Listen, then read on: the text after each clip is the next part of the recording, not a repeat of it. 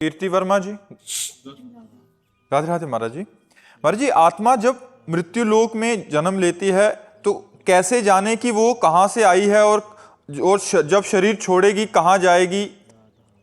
किसी को पता नहीं, ये उसको पता है, ये किसी दूसरे को पता नहीं। सत्य बात ये है कि सुनहु भरत भावी प्रबल। वशिष्ठ जी त्रिकालज्ञ ज्ञानी महापुरुष, भगवान राम जिनके चरणों में मस्तक रखते हैं, वो गुरु वशिष्ठ जी। सुनहु भरत भावी प्रबल, बिलख कहो मुनिनाथ। हानि लाभ जीवन मरण जस अपजस विधि। हाँ, ये विधान भगवान के अंदर में है कि अब ये जीव किस योनि को प्राप्त होगा, किस योनि से आया है, ये केवल भगवान ही जानते हैं, दूसरा कोई नहीं जानता। अगर दूसरा कोई जानता है तो वो भगवान का भजन करते हुए उस कोटि का महापुरुष हो गया है। तो वो त्रिकाल, और जो उस कोटि का महापुरुष हो गया तो इस विषय में नहीं पहुंचता, वो भगवान की दिव्य रूप माधुरी लीला में जाता है। इस प्रपंच की बातें सोचने में थोड़ी पहुंचता है। हम अपने मन की बात जान करके तो दुखी ही होते हैं, और अगर हम सैकड़ों मनों की बात जान ले तो हम कितने परेशान। इसीलिए भगवान ने माया में एक शक्ति दी है, विस्मृति।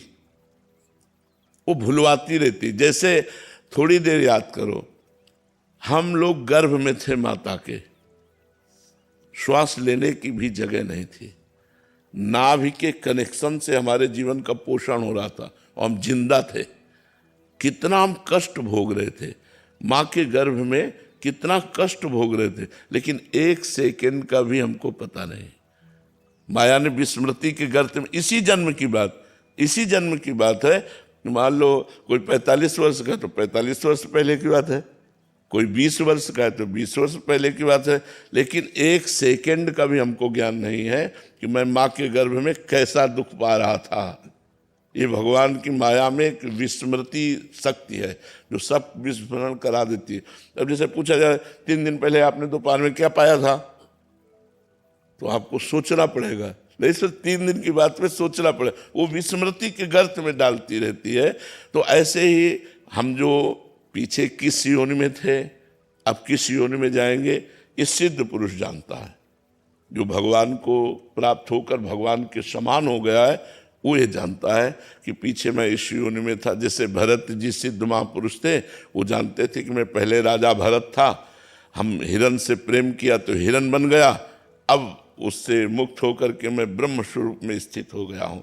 तो ये सिद्ध पुरुष जानते हैं, साधारण पुरुष नहीं जानते हैं कि आत्मा कहाँ से आई है, किस योनि में प्राप्त होगी, ये किसी को पता नहीं। हरिशंकर सिंह रजावत जी, राधे राधे महाराज जी। महाराज जी, आपके श्रीमुख से सुना था कि दिन में 2 से 4 घंटे का मौन व्रत धारण करना ही चाहिए साधक को, पर जब भी मैं मौन होने का प्रयत्न करता हूं तो ये मन बहुत बाचाल हो जाता है महाराज जी, चुप होने का नाम ही नहीं लेता। हाँ, इसीलिए तो हम कहते हैं मौन थोड़ा धारण करना चाहिए, क्योंकि मौन में ही तो पकड़ पाए कि मन बहुत चंचल हो रहा है। किसका प्रश्न है, पकड़ पाए ना। हाँ, अब उसी को पकड़ करके रोकना शुरू करो, बार बार नाम में मंत्र में लगाओ। वो भागने की कोशिश करेगा, बोलने की कोशिश करेगा, इशारे करेगा, तो ज़्यादा ना समय दे पाओ तो 1 घंटा दो, 1 घंटा से धीरे धीरे धीरे। और वैसे सबको कोशिश करना चाहिए कि आवश्यक हो तो बोलिए, नहीं तो मौन रहिए। वाणी से बड़े अपराध बन जाते हैं, बेमतलब की प्रपंच की वार्ता में समय नष्ट कर रहे हो। सच्ची हम आपसे कहते हैं, चतुरों की चतुरता इसी बात में है कि इस जीवन को सार्थक कर ले, नहीं पता नहीं कब शरीर छूट जाए। जीवन के साथ मृत्यु पैदा होती है, कब मार दे। अच्छा, मर जाना तो सबको है, लेकिन अगला प्रोग्राम जो हमारा होगा वो बड़ा कठिन होगा। पता नहीं किस योनि में भेजा जाए, सुअर बना दिया जाए, कुत्ता बना दिया जाए, नाली का कीड़ा बना दिया जाए, पशु पंछी बना दिया, क्या बना दिया जाए। कर्मों का संयोग है, फिर हम क्या कर पाएंगे, फिर हम भजन थोड़ी कर पाएंगे, फिर हमसे कुछ नहीं होने वाला, फिर तो केवल प्रारब्ध भोग भोगना होता। जीवों की बड़ी दुर्दशा है, बड़ी दुर्दशा है। एक पशु है, वो दूध, उसका बछड़ा मर गया, उसका अब वो दूध देने में परेशानी, अब लाठी खा रहा है, इंजेक्शन लगाया जाए, मतलब क्या क्या। देखो लोग मांस खाते हैं पशुओं का, कैसी दुर्दशा से मांस खाते हैं, जिंदा जला देते हैं, उनको ज्यादा स्वाद आता है। जिंदा ऐसे पैर बांध दिए, नीचे से आग, ये सब हम ही लोग हैं। कर्म बिगड़ जाएंगे तो ऐसे जिंदा वो भी जलाए जाएंगे। तो सबसे बड़ी बुद्धिमानी यह है कि हम भगवान का अधिक से अधिक नाम जप करें।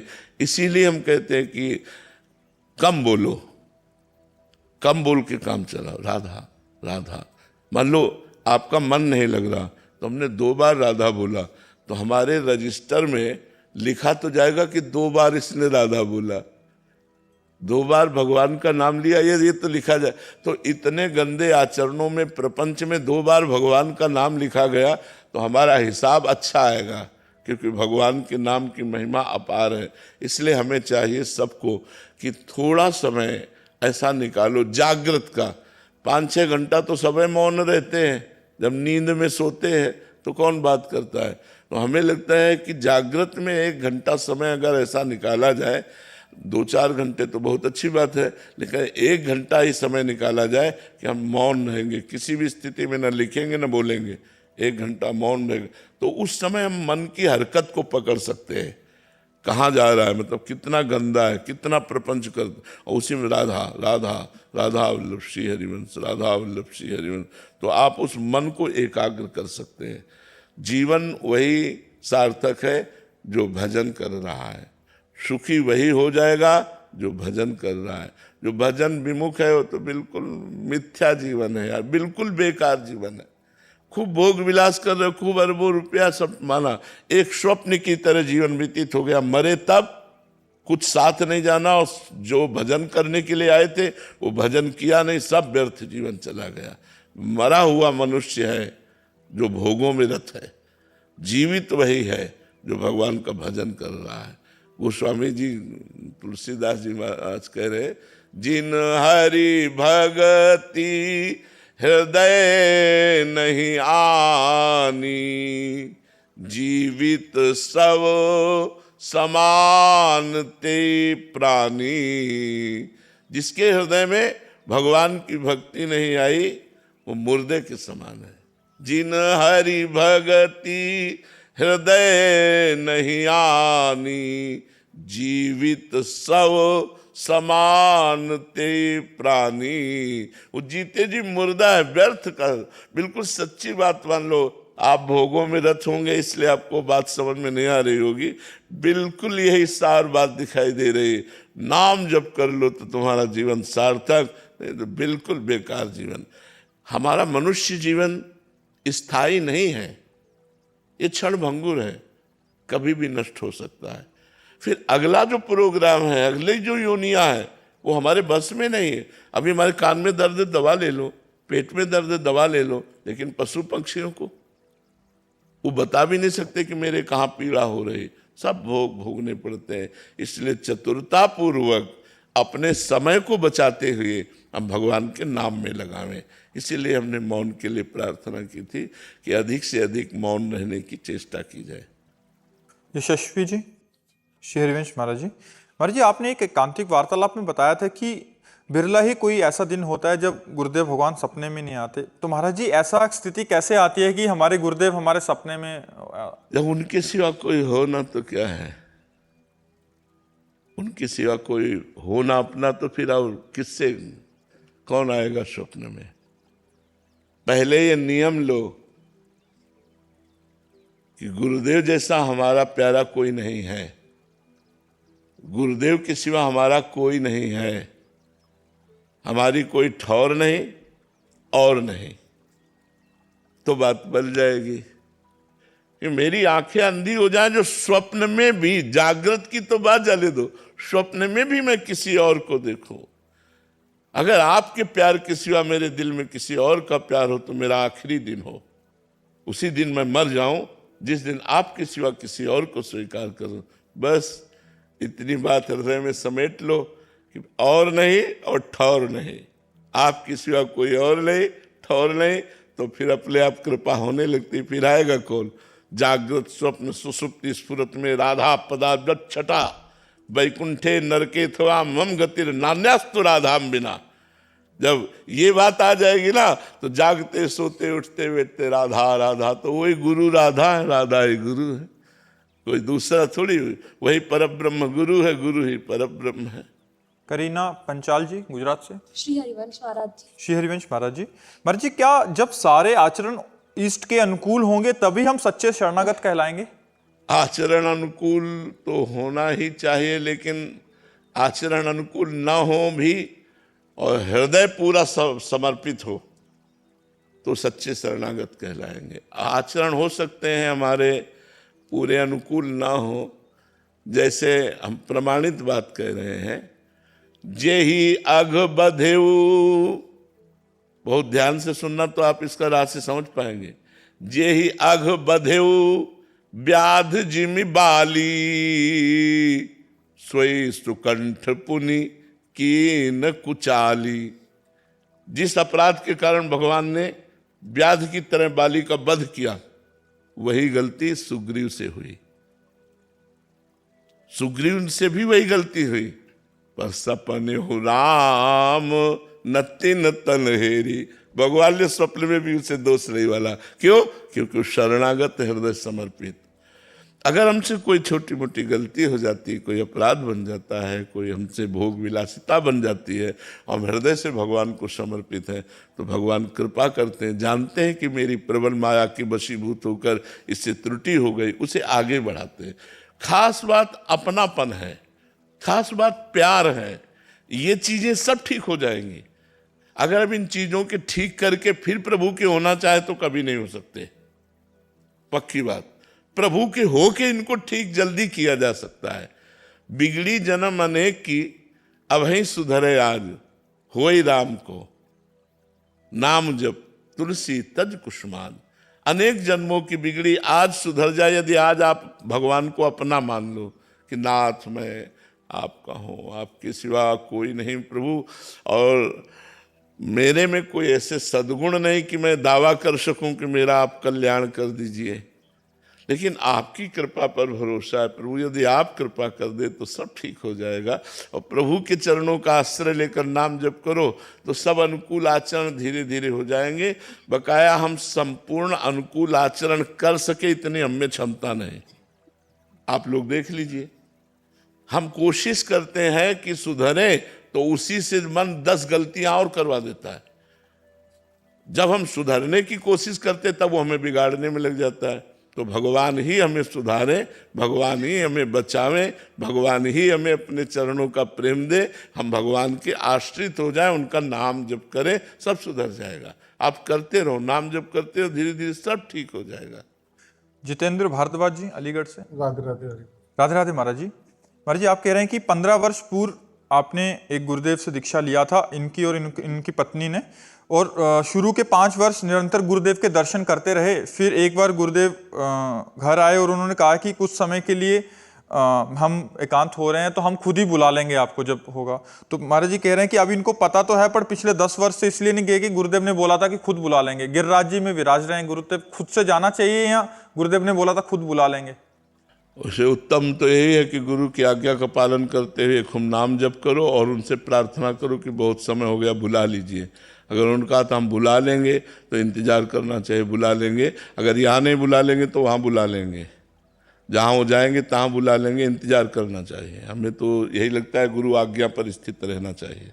क्या हम लिखकर उनको पर्ची भेज के पूछ सकते हैं, आज्ञा मांग सकते हैं उनसे? कह रहे कि एक बार आज्ञा मांग सकते। हाँ बिल्कुल, उचित तो यही है कि किसी दूसरे को भेज करके अपना विनय पत्र पहुंचाइए कि हम आपके दर्शन के बिना बहुत जीवन हमारा अधूरा हो रहा है, हम सिर्फ आपकी आज्ञा का पालन करने के लिए रुके हुए, हमारे प्राण व्याकुल हैं, आप कृपा करो मैं एक बार श्री चरणों के दर्शन करूं। ऐसा आप विनय पत्र भेज सकते हैं बिल्कुल, और वो बराबर भेज सकते हैं, जब तक अनुमति न हो तब तक बराबर भेज सकते हैं, भेजना चाहिए।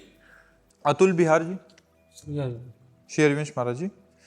महाराज जी, श्री जी का साक्षात्कार या वृंदावन का प्रेम रस वृंदावन या ब्रज के बाहर प्राप्त नहीं किया जा सकता? क्यों नहीं प्राप्त किया? भाई जी हनुमान प्रसाद जी तो गोरखपुर में प्राप्त कर लिए, गीता वाटिका में राधा बाबा, बहुत से ऐसे देश विदेश के प्रेमी भक्त हैं जो भगवान और वृंदावन का प्रेम वहीं से बैठे ही प्राप्त कर लिए।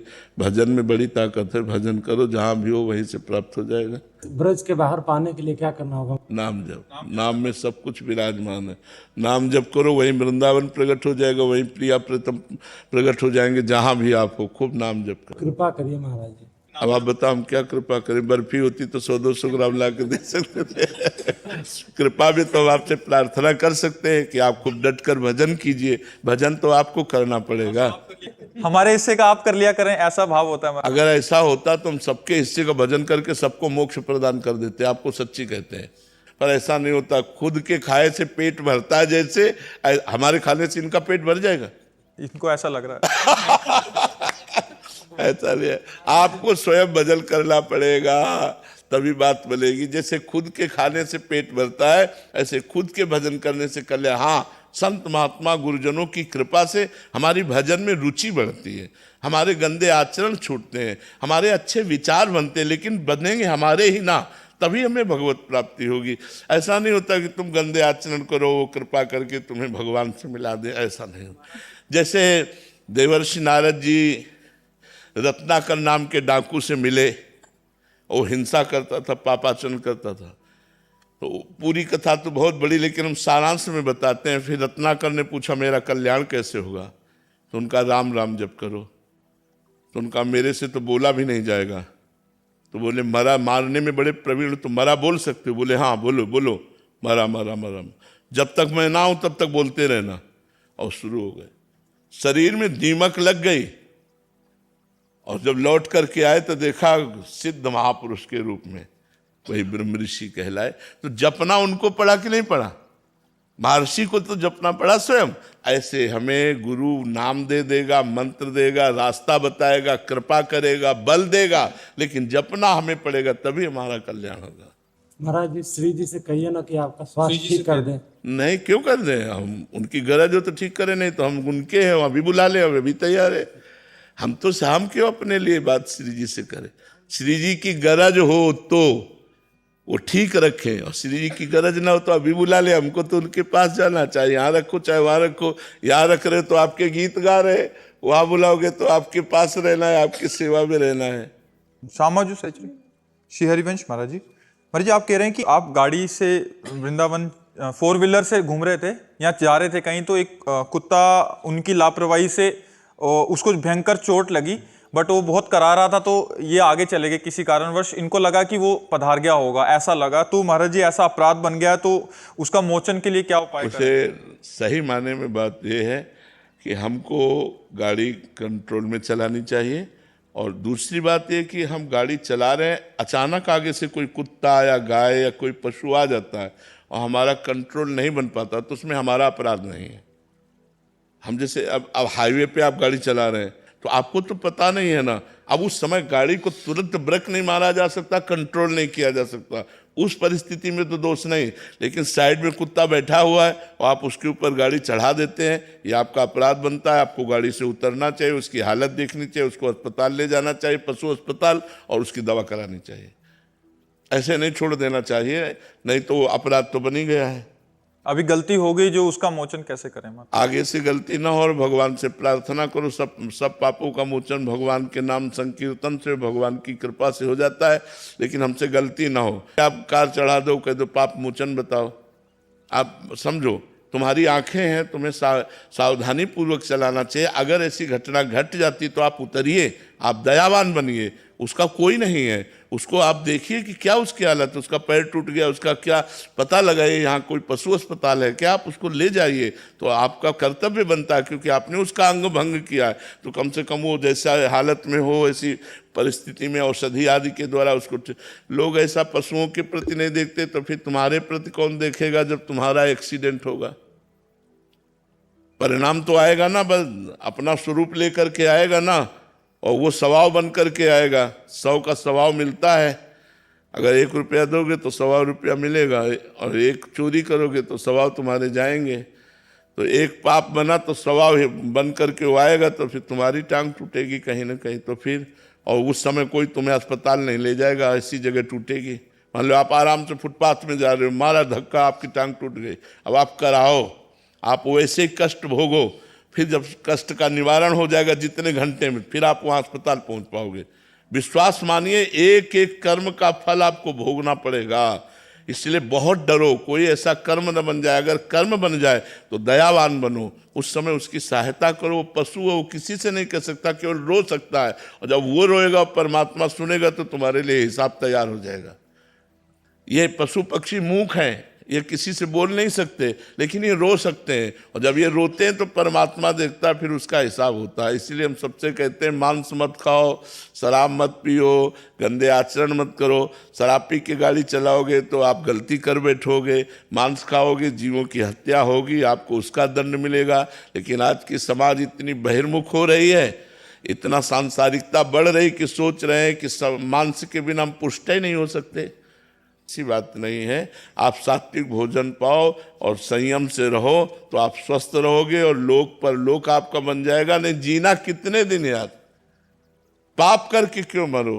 लोगों का कथन है कि जितना जीना है मौज से जियो, और तुम वो मौज समझ रहे हो, मौत है वो। मौज तो है भगवान के चिंतन में, परोपकार करने में, दूसरों को सुख पहुंचाने में, जीवों को दया करने पे मौज है। आप देखो लोग इतने इतने धर्मात्मा होते हैं, चिड़िया चुगाते हैं, तो चीनी डालकर चींटियों को चुगाते हैं, पशु पक्षियों का पोषण कर, ये है। ऐसा थोड़ी कि पशुओं की हत्या करके उबाल के खा जाओ, ये मौज है तुम्हारी, ये मौत है तुम्हारी। समय आएगा तब तुम देख लेना। देख लो, बचपन से बाबा जी हैं, दूसरों के द्वारा दिया हुआ कष्ट सहा है, कभी किसी को मतलब कष्ट दिया नहीं है। तो आज हमें परिणाम पूर्व जन्म का, किस कर्म का फल मिला है। तो आप सोचो, आप लोगों के कर्म आपको क्या हिसाब दिखाएंगे समय आने पर। इसलिए बहुत होश में, कोई गलत कर्म ना बनने पावे, किसी जीव को दुख ना होने पावे, बहुत सावधानी पूर्वक चलो।